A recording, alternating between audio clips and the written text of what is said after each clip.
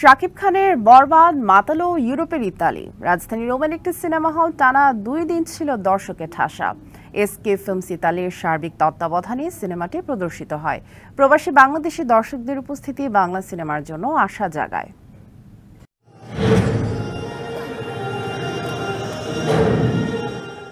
বাংলাদেশে এবারের ঈদে মুক্তি পেয়েছে শাকিব খানের বরবাদ সিনেমা। মেহেদী হাসান হৃদয় পরিচালিত এই সিনেমা মুক্তির প্রথম দিন থেকেই বেশ দাপট দেখিয়েছে।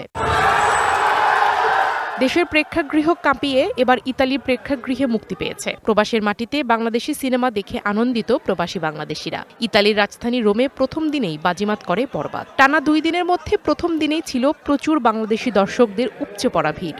লিলি হালাল বিউটি সোপ, বিএসটিআই কর্তৃক সনদপ্রাপ্ত দেশের প্রথম হালাল বিউটি সোপ। দীপ্তিময় উজ্জ্বল ত্বকের জন্য সুপার হাউসফুল, কোনো জায়গা নেই। আমরা প্রায় 1-150 লোক দাঁড়ায় ছবি দেখছি। আমির ভাইকে ধন্যবাদ এত সুন্দর ছবি দেখানোর জন্য। বাংলাদেশে একটা এমন ছবি হয়েছিল সত্যের মৃত্যু নেই, ঠিক এমন লাস্টে কান্না করে দিছি। এসকে ফিল্মসের ইতালির সার্বিক তত্ত্বাবধানে ছবিটি প্রদর্শিত হয়। ছবিটির আমদানিকারক আমির হোসেন লিটন জানান, ইতালিতে প্রথম দিনেই বরবাদের সব টিকিট বিক্রি হয়ে যায়। আমি যেরকম ইটালিতে চলচ্চিত্রগুলো আনি, আমি মনে করি যারা অন্যান্য দেশে আছেন তারাও যদি এইভাবে চলচ্চিত্রগুলো এনে দর্শকদের মাঝে ছড়িয়ে দিতে পারেন, তাহলেই আমাদের কিন্তু চলচ্চিত্রটি উন্নতি হয়ে যাবে। ছবি দেখে হল থেকে বের হওয়া দর্শকদের মুখেও ছিল উচ্ছ্বাস আর ভালো লাগার কথা। বাংলাদেশি সিনেমা অনেক ইমপ্রুভ হয়েছে। থ্যাংক ইউ সাকিব ভাই, অনেক সুন্দর একটা সিনেমা উপহার দেওয়ার জন্য। খুবই সুন্দর হয়েছে আমাদের দেশের সিনেমা হিসেবে।